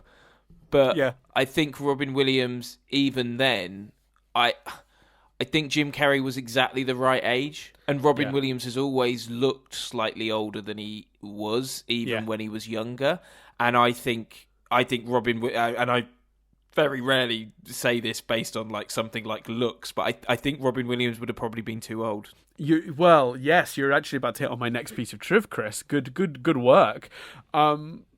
Because basically there was some concern when they cast Ed Harris as Christoph, because he's only in real life he's only 12 years older than Jim Carrey. So which would mean when Truman was born, the producer of the show was 12. Right. So that presented some issues. So what they did was heavily make up Christoph to age him, and heavily make up Jim Carrey to de-age him, making him look closer to his mid-20s at best, whereas they were hoping to make Christoph seem like a much, much more world-weary and older producer. It works, but I think there was a real danger of that not working at all. They also dressed them that way as well. Like, they very intentionally gave Christoph sort of more conservative clothing, those wire-framed glasses. They made his movements slower than the actor's actual movements. They made him seem, they did a lot of work, basically. They were very conscious constantly of making Christoph seem older than the actor in question. They do a great job. They do a You good don't job. bump up against that at all, in my opinion. Yeah, it's good. You wouldn't realize it, would you? It's pretty clever. And I will say as well, that I think one of the other reasons they might have hired Peter Weir, if Robin Williams was the studio's like pick for the role, you sort of think one of the other reasons they may have chose Peter Weir as the director is that he has that relationship with Robin Williams because he did Dead Poets Society. So they might have thought Robin Williams might be an easy sell to Robin to work with an actor they've already made a brilliant film together with. So, you know, it might not just have been his glowing pitch for making the movie lighter that got him the job, is what I'm saying. Yeah. So, yeah. Funnily enough, the actual character as written for Truman was supposed to be just out of high school, but once Jim Carrey took the role and was in his 30s, they kind of swapped from teenage angst to sort of more of a midlife crisis approach. I think it works really well, though, because you get the marriage stuff with Meryl. Yeah, it's better, right? I agree. When I read that, I was like, that worked out. It's very loosely implied, but you sort of feel like the reason they've not conceived a child yet is because, you know, Truman has not wanted to. Yes. Yeah, exactly. Yeah. Which is, and again, another hint to like, he's not committed to this relationship. This is both of them that aren't selling this. The start of production was actually delayed a year so that Jim Carrey could film The Cable Guy and Liar Liar. And as a result, that's one of the reasons they had so much time to develop the script. Even more. People on the set were forbidden from uttering catchphrases from Jim Carrey's past, in quote marks, silly movies. There's no more context or detail given to that, but I could imagine him being like, guys, can we not, like, I don't want to hear all righty thens on the set. I'm trying to do something different. Kind of makes sense to me. So apparently Weir and Carey actually were initially struggled to work with each other when they actually got on set. Carey's contract gave him some scope for requesting rewrites, and it strained the relationship early on. But eventually, Weir was kind of impressed with Carey's improvisational skills, and the two actually became a really good team over time. Cool. Now, moving on to the Christoph thing, I remember earlier I said you'll be even more impressed when I get to the Triv about how good Ed Harris is as Christoph. Mm-hmm. Dennis Hopper was cast as Christoph. Not nearly, was cast as Christoph and showed up on set on the first day that character was shooting. Wow. And walked off. Oh, wow. No detail that I could find explained why he walked off the set. But for whatever reason, Dennis Hopper did not like what was going on. There was some sort of disagreement. I don't know exactly. I guess maybe we'll never know. But he walked off the set. Ed Harris was then hired as a last-minute replacement and had about 2 days to prepare between accepting the role and his first day on set. Wow. So to help him along with the character of Christoph, director Peter Weir presented him a 10-page biography. Part of that biography, apparently, he's mentioned in the past, was like an element of Christoph doing like a short film on a homeless person, which won him an award. So something similar to what he ended up doing in TV, you know, like documenting a real human. So that was a real challenge, you know, for Ed Harris to pick that role up so quickly and learn the script so quickly and then be on set. Remarkable. Especially the even movement more impressive, thing. His performance now, right? Yeah, especially because like you say, he moves and like an old man, and knowing that he had so little time to prepare for that, that's awesome. Yeah, it wasn't also insane. I will say though, in the couple of days he had while figuring out how to prepare for the character, Ed Harris did suggest giving him a hunchback, because he liked the idea of Ed Harris having this unhappy childhood, and it would push his desire for human to have an idealized life. But they actually said, well, let's try a prosthetic then, and they put one on him, and it was deeply uncomfortable. And he was like, look, not all ideas are good ideas, man. They can't all be winners. Yeah. So yeah, I do find that quite funny. Another little interesting tidbit from this is that Ed Harris and Jim Carrey literally never met while filming this movie. Not once. I like that. I think that probably added to the performances. I agree. Yeah. I'm and that's what to in my 10 episode The Truman Show reboot, Dan. Same thing. You wouldn't even let them. In which, by the way, the big twist that you'd keep hidden from the trailers, it would start with Truman on the boat, passed out, right, and then flash back, but then the camera would pan. There's another person in the boat with Truman. Who's that? Is it the friend? Is it a brother? Who knows? But that's not what I was bringing up. The second series, the final episode of the second series, would be Christoph and Truman meeting face to face. Right. You've really plotted this out. You've invented a TV series. Yeah. Well, let's get Paramount on the phone. See if we. What else was I going to do at 2 a.m.? Sleep? You know what I mean? Like. Yeah. I didn't get much sleep last night either, but for very different reasons. I could write you a list of things that stopped me from sleeping last night, Chris. Okay. From car alarms going off, my cat deciding he wanted to get into the cupboard. Just honestly, the list it's ridiculous how many different weird things occurred that don't normally occur that happened on one night that made me basically get one of the most broken up nights of sleep I've ever had. Anyway, where are we? Oh yeah, the documentary filming. So we'll power through the last section of the trivia, which is more just generic stuff about the content of the film. In the Trumania bit where Truman draws on the mirror with soap and acts strange, that was apparently completely improvised by Jim Carrey. He did a few different takes, one in which he drew a long curly hair and a dress for himself. I think that's fun. In an early scene, there's a bottle of vitamin D tablets on Truman and Meryl's kitchen table, which is obviously very sensible in a world where you're not exposed to any actual sunlight. Hell yeah. Yeah, that's clever. According to the 2008 New York Times article, psychologists in Britain... Oh, this is great. Psychologists in Britain and the US reported a number of people experiencing the Truman syndrome or the Truman delusion, a belief that they were the unwitting stars of their own reality TV shows.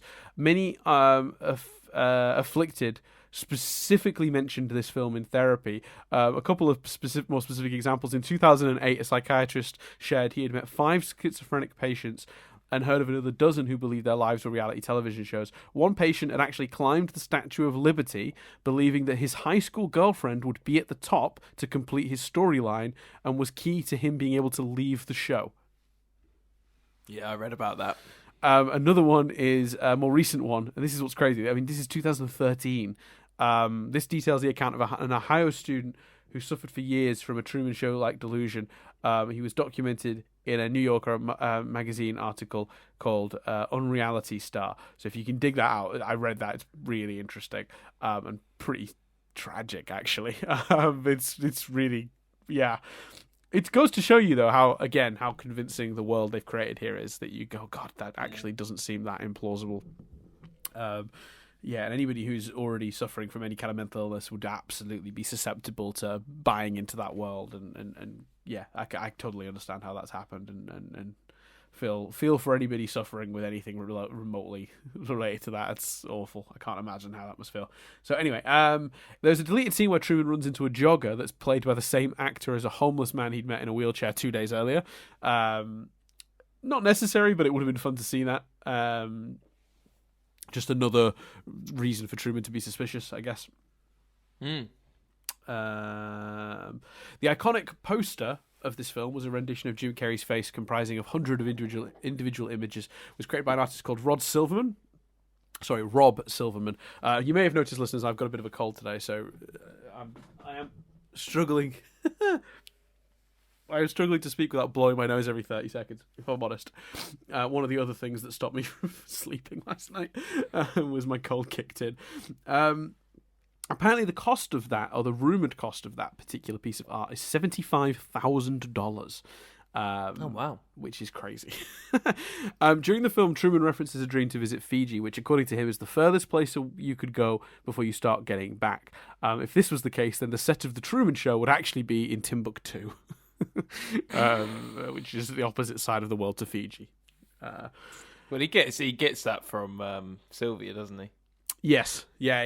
Her dad yells, "We're moving to Fiji." Yeah, but the whole thing about it being the opposite side of the world. It's the furthest you can go without coming back. Yeah. That not quite true. And actually, it's not in my trivia, but I did read. Obviously, his name is not an accident. It's True Man because he's the only true man, and Burbank is where the show is clearly shot. So, there you go. The boat Truman sails on at the end of the movie is named the Santa Maria, which many people would know famously was the name of one of Christopher Columbus's ships when he was sailing to eventually find a new world. So that's a little bit of a, several deleted scenes make it clear that Marlon. Several deleted scenes made it clear that Marlon actually does care about Truman, and they gave him a moment of redemption where he finds him during the search but lets him go. Now, do we know if they interact or? They must do. It might be like it might be more like that Captain Marvel scene. You know, when it's a silent lets him go. You know, from when Nick Fury is trying to escape and Thingy finds him, and he just sort of you think he's about to rat him out, and he just sort of lets him go.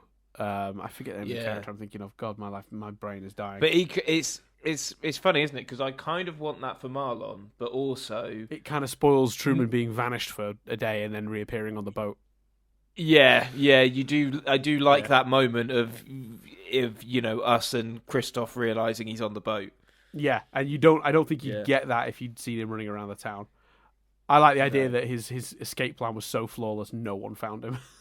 Yeah, exactly. Because it just goes to prove exactly what Christoph said. You know, like if he really wants to, he'll get out, and he does. So yeah. Again, in a flashback in the second series of the reboot, you could show Marlon having that moment. Great. Yep. Perfect. It is a wonderful moment. I did want it for Marlon. I did like the idea that he would have in the end chosen to let Truman go, than keep him there. But yeah. So to cover Cars Exist, it's a Volkswagen Beetle with a dented fender. Very nice. Mm-hmm. And in the original draft of the script, the shooting script, it's not a lady with flowers and a guy on a bike. It's 3 different cars. He's noticed. I've got that because I was trying to find out what it was, so I looked up the script so I could Control F and find what car it was. And it was a Volkswagen. When I typed in dented, it brought me to it. But the actual original line is, I predict the next 4 cars will be a white Honda Civic, a blue and white Dodge Dart with the front hubcap missing, a Volkswagen Beetle with a dented fender, and a motorcycle, and then those all pass.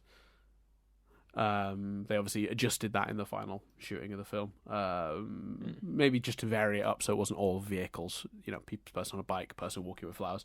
And then to complete the trivia, Chris, a special segment, Chris. World famous from today on, I tell you. Coaches exist. Oh, great. Coaches exist, Chris. The coach in the movie that when he tries to leave town. We haven't talked about any of that stuff. I just very briefly before I get to that. How funny are all the attempts to make him not travel when he goes to the airport and there's not the airport. Sorry, the holiday, the travel agent. The travel agents, and yeah. It's the poster with a plane. With it's a picture of a plane with lightning hitting it, and it says it could be you, as if they'd put that up in a place trying to sell you air travel. It's so absurd. I love it. It's one of my favorite things. I also like the bus driver. Yeah. Yeah. At the end of the movie when they want him to drive the boat, and he's like, "I'm normally the bus driver." So good. It's so great. Good. It's great. Yeah. So the coach in question that they get on, that doesn't go anywhere because they're not actually going to take you anywhere because they can't.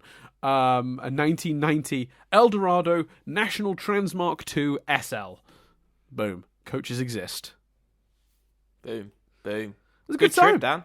I think it's a great movie, and there's so much little detail we haven't really discussed, like, you know, the psychological trauma of killing his father to make him, like, how clever it is the way they emotionally manipulate the character Truman, like with the psychologically scarring him about water.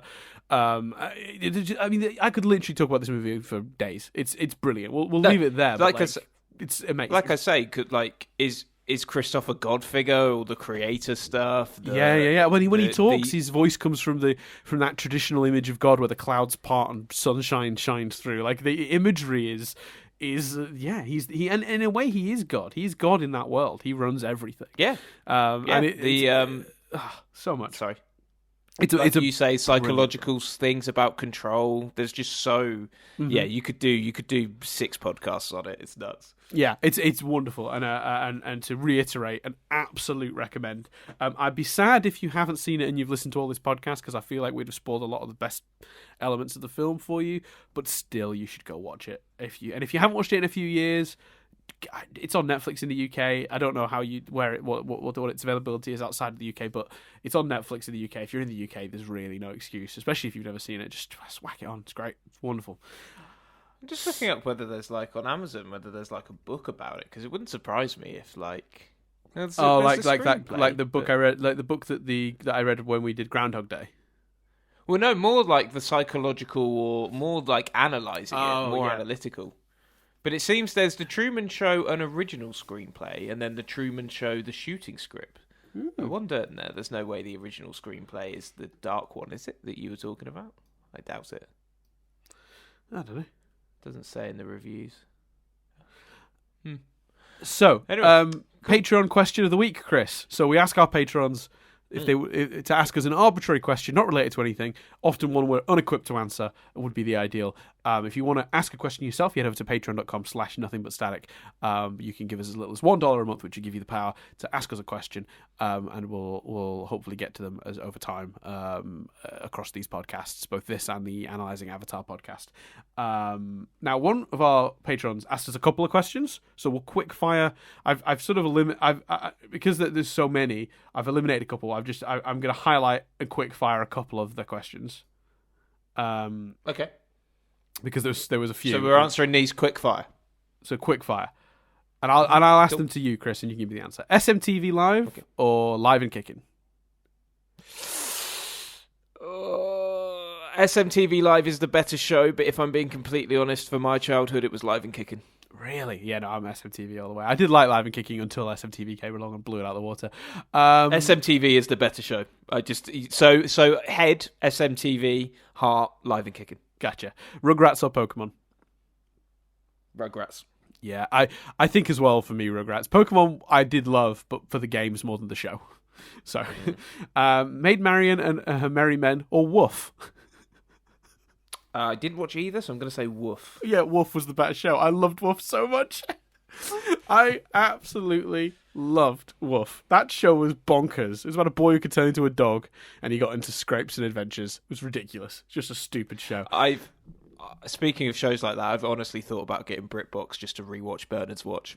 Just carry on. Yeah, I sometimes think that about shows like Out of Tune. Aquila. Yeah, Aquila. Yes, Out of Tune. Out of Tune. The Queen's Nose. Love some of these old British shitty TV shows. And there was an Australian one we got imported over here called Round the Twist, which just was... Have you ever felt like this? Hey, when strange things happening. Are you going round the twist? Yeah. And then it's does that whole thing of, have you heard the word about the bird and the spider? Yeah. yeah, it's a great song. I love it. Anyway, look up the intro to that really weird Australian show about a family that lives in a lighthouse, I think. Weird. Anyway, last quick fire question from... Oh, I didn't say the username. That's Jackie one. Sorry, the whole point of this is that you get a shout out. I'm very sorry, Jackie. Thank you for your support. Last one, Timmy Mallet or Roland Rat? It's Roland Rat for me. Where are you at, Chris? I'll go Timmy Mallet just because I can picture him and I can't picture Roland Rat. Fair. That's fair. I did like Timmy Mallet, but no, I'm all about Roland Rat. Cool. I also like that. What was that duck? There was was it Orville? Yeah, Orville, I think. Orville no, bird. It was Orville, No, it was Orville, I think. Yeah, he was like a green duck. I've just looked him up. Orville the duck. Yeah. There you go. Beautiful. I mean, if he'd have been in there, he'd have been my choice. Or whichever one Brian Connolly used to bring on and then beat up with a mallet. And everyone would go, oh, and he'd go, it's a puppet. I think that was Orville, wasn't it? I don't know. No, Brian Connolly didn't beat up Orville. It was like a gopher type thing. It wasn't Gordon the Gopher, but it was kind of mimicked on him. Gordon the Gopher was fun too. God, do you remember when that era of kids' TV where it was just like every show had a puppet? Like Zig and Zag. It was bizarre. And like every show had a presenter that was a puppet. Yeah, weird. I guess that's why SMTV felt quite fresh, I guess. because it stepped away here from we go. that. Chiltle here. What was the name of Brian Connolly's puppet? Oh, I can't see the answer. Anyway, yeah, carry on. Yeah. So yeah, I love that. That bit was brilliant because it was such a play on like your emotions, because it knew that you'd feel it's a cute little puppet, and then it would say something that would annoy him, and he'd just do something so violent to it, and then point out that your affection for the puppet was ridiculously misplaced. Yeah. It's such a simple gag, but it was very good. Anyway, thanks for your questions, that Jackie one. We appreciate it. Again, listeners, if you'd like to either get episodes of this and our Avatar podcast a week early, or ask us a question, as Jackie just did, you may do so at the Patreon page, which I've already given you, but I will give it again, patreon.com/nothing-but-static. We appreciate it. So, other bits, I think there's other bits, isn't there? Oh, yeah, Twitter, at Dan Doolan, at C. Billingham for Chris, with 2 M's. You can get us on YouTube if you want to see some of our content with very little visual elements. You can do that at youtube.com/nothing-but-static-UK. You can subscribe, that helps us out, and like some of the videos if you'd like. Obviously, if you're not already listening to our main podcast, Nothing But Static, which is a sort of every 2 weeks, every fortnight, we do a TV discussion where we review a show or two and do some TV news and then do some recommendations. So if you want to hear us talk about that, you can do. There's also our back catalogue, which involves a show where we break down every episode of Fringe, the TV show Fringe, and Steven University, where we break down every episode of Steven Universe. And of course, there's the very short run one we did on...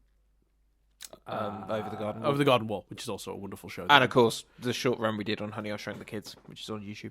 Yeah, so I still don't know what we're going to do with it, because my original plan was to work some of those into seasons of this, but I just they don't really fit. But yeah, the inspiration for this very podcast was when we, as a joke on our Steven University podcast, said we were going to do Honey, We Shrunk MBS, or whatever we called it. Honey, I Shrunk Nothing But Static. We were going to review Honey, we shrunk nothing but static. Woo! That was Chris's theme from that show. It's a beautiful thing. So we did 5 episodes where we reviewed all 3 movies, The Ride, and the bonkers TV show they made of Honey, I Shrunk the Kids. We'll probably do one day an extra episode of that when Shrunk finally comes out, and review definitely. Shrunk. I think doing another Honey, I Shrunk Nothing But Static would be a good idea. It'd be fun. We'll probably do that when Shrunk comes out. We'll put them on the Rewind Reviews themes as bonus episodes, and then do Shrunk. Yeah, that might be a good idea. Yeah, that's a good idea. So yeah, maybe around the time of Honey I Shrunk, Shrunk, the Honey I Shrunk sequel comes out, we'll do that. But so yeah, you can check those out. So yeah, I think that's everything. You can email us if you'd like to send us a little comment. You obviously comment on the YouTube channel if you want to send us a little comment on what we said today. But you're also welcome to mail at Nothing But Static. We appreciate your thoughts. We don't always get back to everyone. I try, but I'm bad at it. If I'm honest, I like reading them, but I'm terrible at replying to them, because the thing is, it's normally that people are responding to something I've said on the podcast, so they're responding, or you've said on the podcast, or we've agreed on, whatever, something we've said, so they're responding to that, and all I can do in response a lot of the time is say what I already said on the podcast, probably better than I would type it out in a few minutes. So I always feel bad. So yeah, but thank you everyone whoever does that. We do get some really funny emails as well.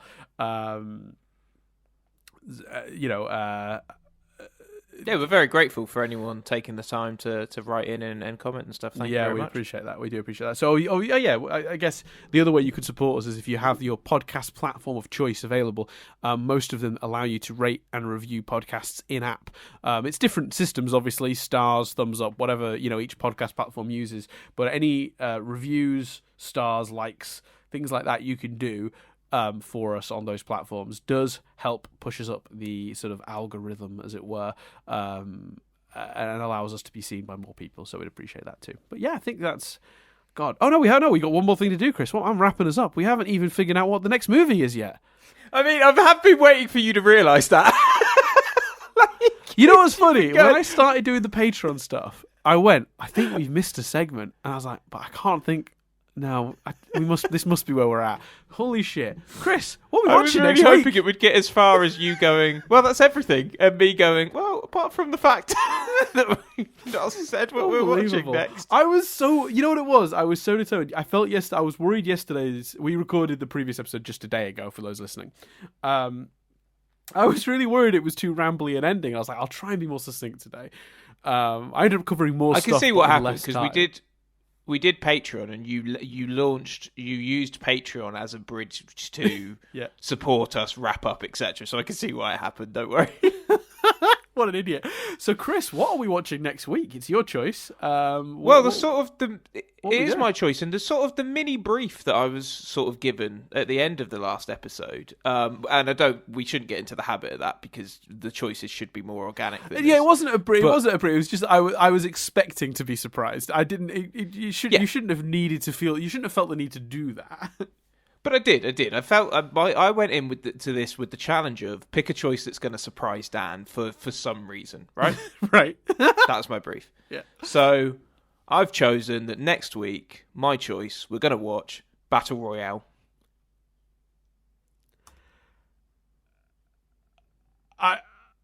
I'm speechless right now, Chris, for a different reason than I think you think. No.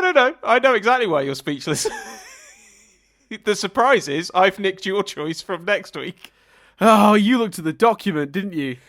Well, what happened, Dan, was I went onto the document to see what day the next episode would be released, because I was like, maybe I can find a film that was released on that day. And you'd put in your choice. So I was like, well, fuck it, I'm going to surprise him. I'll just nick his choice. That'll be fairly surprising.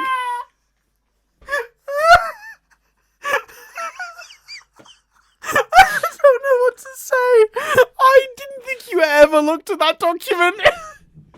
And clearly, but I was like, because I literally was like, because I Googled and there were no decent films from May. And I was like, oh, fuck it. I'll just nick his choice. That'll be surprising. And it worked. You were speechless. So there you go.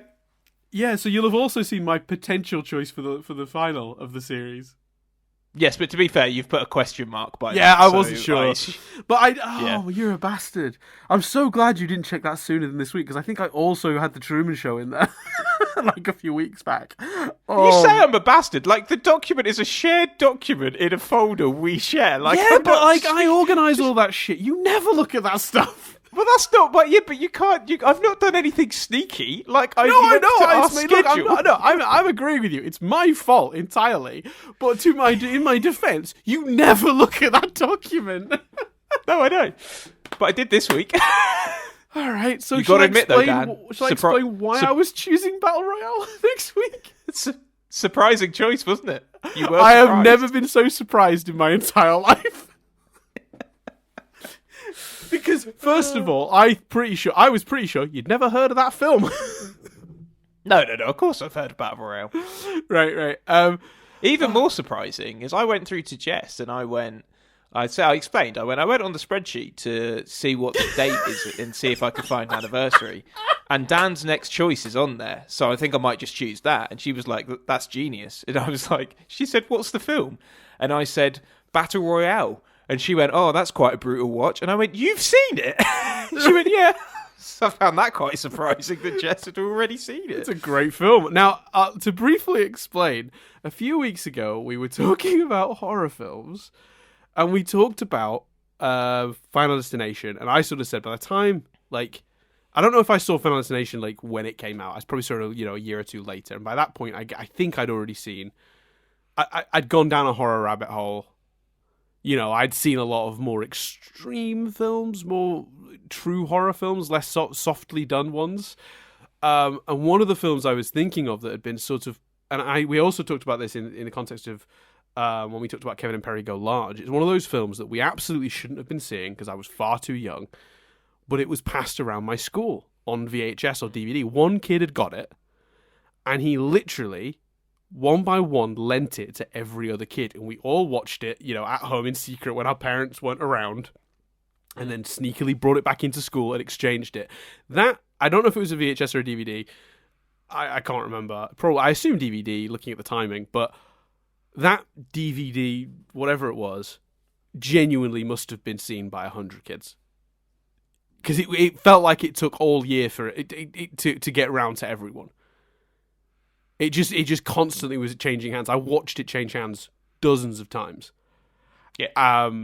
I'll name him. I'll give him a shout out. Tom Wilcox. Right. Good job, Tom. I believe it was his copy, and he shared it round. Also, the guy responsible for getting me into my whole taste in music, because a lot of my taste in music comes back to the first time I heard Offspring's Americana, and that was Tom too.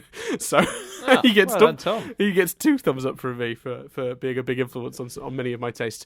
But yeah, Battle Royale was a really shocking film to watch as a young person. I look forward to watching it. I don't know if you've ever seen it. Have you? No, I've never seen it, but of course I've heard of it because it comes up in like nearly every conversation about the Hunger Games. Which because it came first and was better. Yeah, exactly. So no, I don't think I've seen it. There's a part of me that wonders whether, like, there's a part of me that thinks, have I? But I don't think I have. So yeah, no, I'm excited to watch it, and I'm glad my choice surprised you, Dan. Surprised does not cover it. Like, I have genuinely, like, I can't. When you said it, I was so unbelievably blown. My backup choice was the boy band con, the Lou Pearlman story, which is a documentary about the guy who conned NSYNC and the Backstreet Boys. I've never seen it, and it's a recent film on YouTube, but YouTube Premium. But no, I thought Battle Royale that would have been a surprising choice because it kind of doesn't break the rules as such, because we've never established like outright rules, but it does sort of go against the idea of this being about like older films. Well, my logic around that would have been that there is a childhood affinity to boy bands. Right, yes, yeah. So I did have an argument, but that was nowhere near as fun as the idea of unknowingly stealing you. Did my reaction satisfy? Are you pleased with it? Yeah. What I love is you didn't, because I was so confident you hadn't checked the document, Chris, that my first thought was not that you'd read the fucking document. My first thought was that you'd somehow accidentally usurped me a week early. Yeah, you said I'm shocked for a different reason to the one you're thinking. So I just love that, like, literally your first thought wasn't he checked the document and has nicked the choice. It was he stumbled across it. And to be fair, if I'd have sat down and really, really thought about it, I think I could have got to Battle Royale from the clues, because I knew it was the film that got passed around. So, you know what I mean? You knew it was a horror film. You knew the era. Yeah, I could have got there. Yeah. But yeah, it was. It wasn't. I didn't get there. I absolutely looked at the document. But yeah, I do love that. Like, your first thought wasn't the logical. That says how confident I was you weren't checking that fucking document. That is. Wow. I don't check it regularly. I checked it to check the date to see if I could find this film was released 9 years ago on the day this comes out, sort of thing. It feels like I'm getting a bonus choice this series now. So I feel like next week I should choose a film I think you want to choose. I did think that. I was going to suggest, but again, I didn't want to do too much of messing around with our format. Picking. But I did think maybe I'll set you the challenge of picking a film that I could have chosen. Yeah, okay. I'll keep that in mind for next week, because I does feel a bit imbalanced now, because one of your choices has become a film that's got my affinity to my childhood, whereas normally the next film would be one that has, it's connected to yours.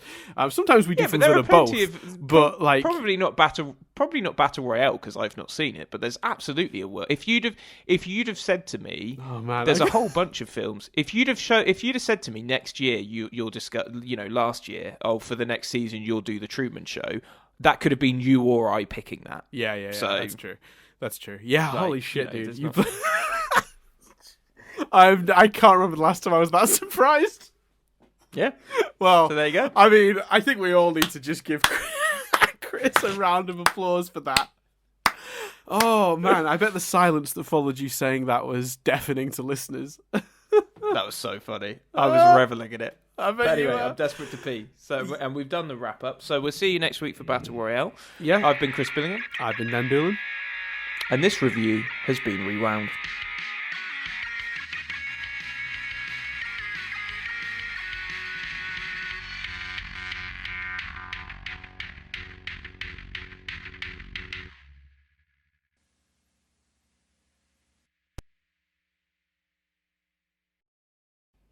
Beautifully done, Chris. Slick. Cool. Boom, done.